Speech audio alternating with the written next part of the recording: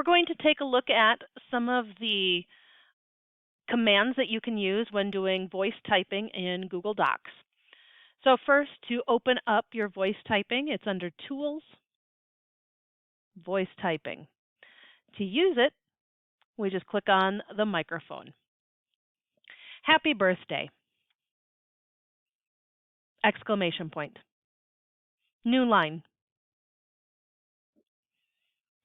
Select all. Text color red. New line. New paragraph. There, it worked. New line. Create bullet list.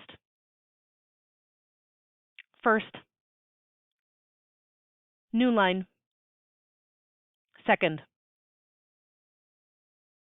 New line. New line. New paragraph. Thumbs up emoji. New line. So as you can see, there are quite a few different commands that you can use. Those are just a few of them. You can insert table.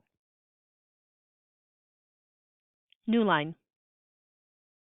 Insert table.